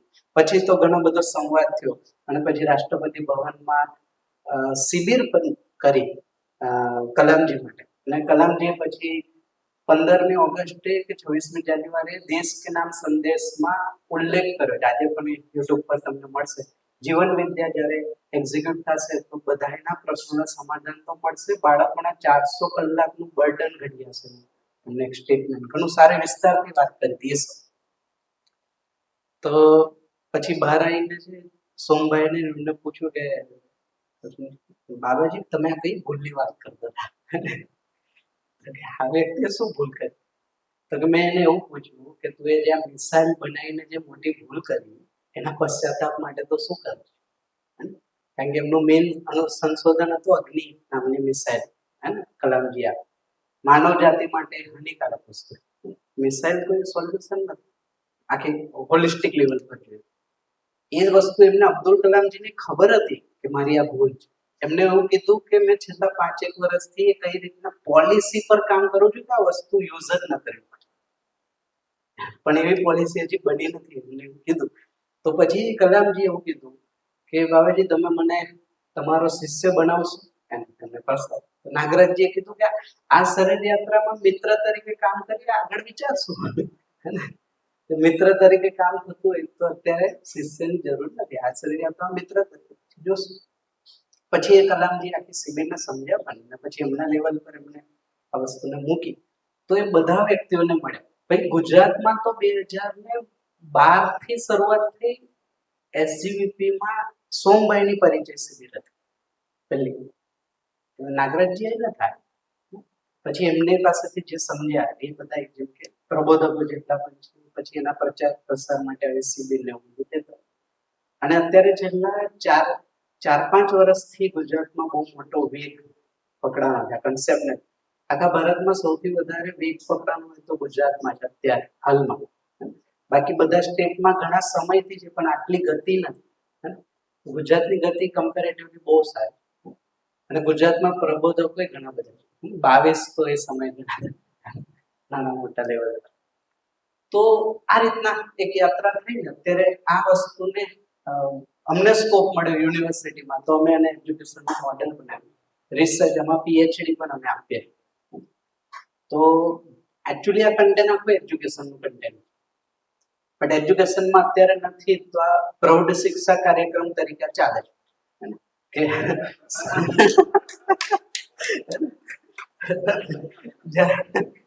જ્યારે સમજવાની ઉંમર હતી ત્યારે કોઈ વસ્તુ ન મળી તો પછી પ્રૌઢ શિક્ષા કાર્યક્રમ છે. તો આ એક જીવન વિદ્યાનો પ્રૌઢ શિક્ષા કાર્યક્રમ છે ને.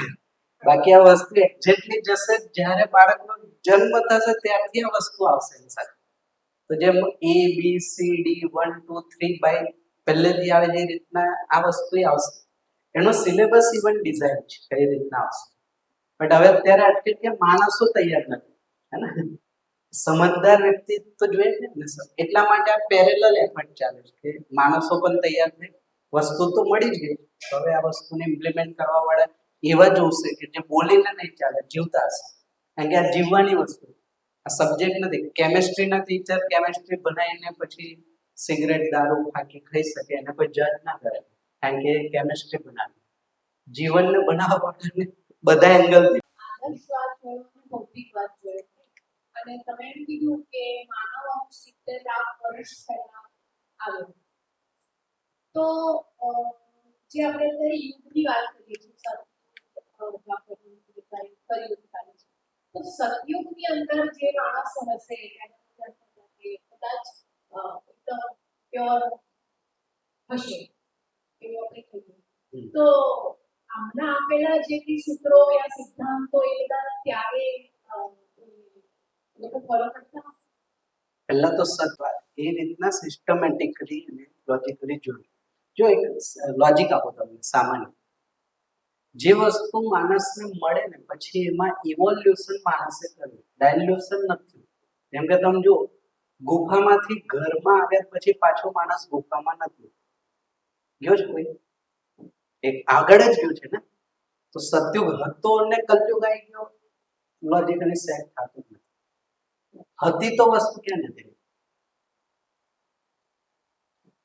અને જે વસ્તુની તલાશ માણસને વર્ષોથી છે, જો મળી ગઈ તો પછી એમાં ઇમ્પ્રુવમેન્ટ હોઈ શકે, ખતમ ન થઈ શકે. એનો મતલબ અપેક્ષા હતી. સારી ભાષામાં કહીએ તો એવું કહી શકીએ, સતયુગમાં અપેક્ષાઓ આ જ છે કે બધાય માણસ સુખ શાંતિ સમૃદ્ધિ મેળવે. એનું મોડલ કોઈ આપ્યું કે ત્યાં આવું હશે આવું હશે આવું હશે, જેમ અનુભવ થાય. બટ એવું હતું એનું પ્રમાણ ધરતી પર આજે નથી. હતું તો આજે, જેમ કે જે તે સમયે માણસે એરોપ્લેનની શોધ કરી, એ ઇતિહાસ નથી, એની પરંપરા આજે પણ છે. જે તે સમયે માણસે ખેતીની શોધ કરી, આ એ રીતના ડાયલ્યુટ નથી. આજે ઇમ્પ્રુવ લાઈક અલગ અલગ મેથડ આવી, આ થયું તે થયું, તો ખતમ નથી થયું કોઈ વસ્તુ, આગળ પાછળ. તો એ સંદર્ભથી આપણે જોઈએ તો સતયુગ પહેલા હતો, તો પછી એવી શું ઘટના બની હોય કે સતયુગ અચાનક જતો, તો એ સેટ નથી. એવો તો ભૂકંપ ના આવે કે બધાય માણસો દટાઈ ગયા ને પાછું નવું ચાલુ. એક તો કોઈક તો અમુક અંશ તો રહે ને માણસના, 20% રહે સતયુગ વાળા, પણ 20% તો રહે. તો એ સેન્સમાં કોઈ એ રીતના પ્રમાણ નથી મળ્યું. એટલે આપણે એવું નથી કહેતા કે એ નહીં હોય, પણ પ્રમાણ એકચ્યુઅલી પરંપરા છે. કોઈ વસ્તુ છે એનું પ્રમાણ શું તો છે, પહેલા હતું હજી છે. તો પછી જે રામ કૃષ્ણ છે અત્યારમાં, તો એ દ્વાપરયુગમાં ત્રેતાયુગમાં એ ભગવાન હતા, તો એ પણ કલ્પના નથી કરતો. સી તમે રામ ભગવાન કૃષ્ણ ભગવાન જે પણ મેં કીધું અત્યારે સ્ટેટમેન્ટ આપ્યું કે જે ભગવાન હતા એ જે તે સમયના રાજા હતા. પ્રજા રાજાને પહેલેથી માને છે, કારણ કે એનું ભરણ પોષણ બધું રાજા જ કરે. તો જે તે સમયે રાજાના આચરણને આઈડિયલ આચરણ માનવામાં આવ્યું, કારણ કે એ સમયની એ નીડ હશે. અધૂરું ખોટું નથી કહેતા, જે સમયે રામ ભગવાન હતા કૃષ્ણ ભગવાન હતા એ સમયની એ નીડ હતી, એ પ્રમાણે જીવ્યા. એ આઈડિયલ આચરણ એ સમયનું હતું એમ. આજે તમે કલ્પના કરો, આજે રામ ભગવાન હોત તો શું કરે?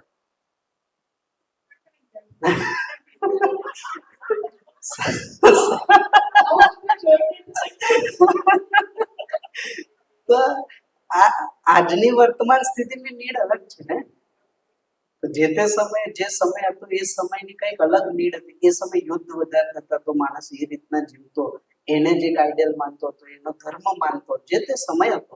તો એ જ આચરણ એ સમય માટે શ્રેષ્ઠ આચરણ હતું એમ, એ સમયના રેફરન્સમાં હતું. આજે કૃષ્ણ ભગવાન આવીને શું કરશે? તો એ આજના આચરણને જ જીવશે ને. સિમ્પલ છે, આજે જન્મ લેશે માન લો, તો આજે આ જે આચરણ અત્યારે ચાલી રહ્યું છે એ જ આચરણમાં એમને જીવવું પડશે, અને એ જ જીવશે, બીજો ઓપ્શન એ ક્યાં? ગીતા કેટલા બધા વર્ષની છે, તો અત્યારે બી હજુ આપણે એના સિદ્ધાંતોને ફોલો થઈ રહ્યા છે. પ્રયત્ન કરીએ છીએ. હા, એનો સાંખ્ય યુગનો એક પાઠ છે, સાંખ્ય દર્શન, સોરી તમે જોશો તો ગ્રંથ બધા મૂળ એમાંથી જ આવેલા. કોઈ કીધા છે એમાંથી સ્ત્રોતા અર્જુન હતા, કહેવા વાળા વ્યક્તિ કૃષ્ણ હતા, લખવા વાળા કોણ હતા? વ્યાસ. કઈ રીતના લખ્યું? લાઈવ લખ્યું હતું. હા, એટલે ક્યારે લખવાનો સમય અલગ છે, કીધેલી વ્યક્તિ અલગ, સાંભળવા વાળી વ્યક્તિ અલગ, લખવા વાળી વ્યક્તિ. તો શ્રુતિ એટલે એને નામ આપ્યું, જેટલા પણ ગ્રંથ છે એ બધા શ્રુતિ અને સ્મૃતિમાંથી આવેલા ગ્રંથ, કોઈકે યાદ કરીને સાંભળીને લખેલી વસ્તુ છે. તો આપણે એવું નથી કહેતા કે હતા નતા હશે જ, બટ એ સમયનું જે નીડ હતી એ પ્રમાણે એમનું આચરણ શ્રેષ્ઠ હતું. આજની જે નીડ છે એ પ્રમાણે આજના શ્રેષ્ઠ આચરણને જોવું પડશે, પછી એ સસ્ટેન થશે. સિમ્પલ આટલી લોજિક છે. સમજો તો એ રીતના થઈ શકે. કેમ કે બહુ દૂર ના જશો. અત્યારે માની લો કે શહીદ ભગતસિંહ અત્યારે થોડું રિસન્ટ એક્ઝામ્પલ, આઝાદી પહેલા તમે વિચારો એ એમનું જે આચરણ હતું આઝાદી માટે, હવે આજે શહીદ ભગતસિંહ હોત તો શું કરે? આજે થોડું એવું કરે, કારણ કે આજની નીડ અલગ છે, આજની સ્થિતિ અલગ થઈ ગઈ, આઝાદી મળી. તો જે તે સમયની જે આવશ્યકતા નીડ હતી માણસે એને ઓળખીને કંઈક જીવવાનો પ્રયત્ન કર્યો. એમાં જે ન જીવી શક્યા અને જે જીવી શકે, તો જે થોડું ઘણું સારું જીવી શક્યા એની માટે, જે ન જીવી શકે એની માટે આઈડિયલ થઈ ગયા. પછી એને જે તે સમય આદર્શવાદ હતો તો એમાં ભગવાનની કલ્પના છે જ, તો ભગવાન માનવામાં આવે. તો આમ ટેકનિકલી જોશો તો એ માણસ જ છે ને, એક સમય માણસ, ખાલી એનું આચરણમાં તફાવત છે. અત્યારે એ આદર્શવાદને ફોલો કરતા ટેકનોલોજી ભગવાન હતા, એ અત્યારે આપણે એને કેટલા ઊંચી હાઈટ પર મૂક્યા છે. કારણ કે હવે એ આચરણ દેખાતું નથી તો ક્યાંક તો મૂકવું ને, જેનાથી આપણને પ્રેરણા મળે. તો ભગવાનનો મતલબ છે કે આચરણની પ્રેરણાની જરૂર છે. એકચ્યુઅલી આપણે એમને આઈડિયલિઝમમાં મોકલી દીધા. સી રામ ભગવાનનો સંદેશ, એકચ્યુઅલી રામ ભગવાનનો મતલબ શું છે કે એ જીવ્યા, એ જીવવાની વસ્તુ છે. અલ્ટિમેટલી મેસેજ શું છે? મેં આ રીતના જીવ્યો. જે માનશે એ શું કરશે? એ રીતના જીવવાનો પ્રયત્ન કરશે. હવે જે માને છે શું કરે? એ રીતના જીવે કે એને જેમ ફાવે એ રીતના જીવે. તો ભગવાન થઈ ગયા. ભગવાન ક્યાં જતા રહ્યા? મંદિરમાં. સવારે રિચ્યુઅલ્સ ફોલો થાય, આચરણ ફોલો થતું, કારણ કે આદર્શ સાચું માની એ અત્યારે ના ચાલે. હંમેશા સાચું બોલી બિઝનેસ કેમ થાય? તો પ્રેક્ટિકલ અને આઈડિયલ એ બેને ડિફરન્ટ કરે. તો ભગવાનને રોજ અત્યારે આઈડિયલિઝમમાં એ રીતના માનવામાં કે ભગવાનની રોજ પૂજા અર્ચના કરી શકાય. જીવવાનું તો તેમ જો જે ઘરમાં ભગવાનની રીતના જીવવા જશે ને તો નહીં જીવવા દે માણસ. સામાન્ય ઉદાહરણ આપું છું કે ભગવાનનું જે આચરણ છે કે જે સેવા કરતા, આપતા, આ તે, તમારું બાળક આવું કરવા માંડે તો તમે શું કહે? યાર બધું ના આપી દેવાય, ખતમ થઈ જાય છે ને, ડર. હે ને? જલારામ બાબાને પૂજી શકીએ, જલારામ બાબા જેવું આચરણ કરે તો રોકશું, એવું ના કરે, બધું થોડું આપી દે. તો આદર્શવાદમાં જતો રહ્યો છે. આચરણ ગયું, આચરણ આવ્યું ઠીક, કહેવાનો મતલબ આચરણ, મેસેજ આચરણ નો હતો પણ જતો રહ્યો આઈડલમાં. પૂજા ભક્તિ કરાય પણ જીવવાનું તો અત્યારે જે ચાલે એ રીતના જીવ, આવું એક બિલીફ થઈ ગયું. એટલે તમે જો કે જે અત્યારે નવી પેઢી અથવા તો નવી જનરેશન આવે છે, લોકો આ બધી વસ્તુને સ્વીકારતા નથી.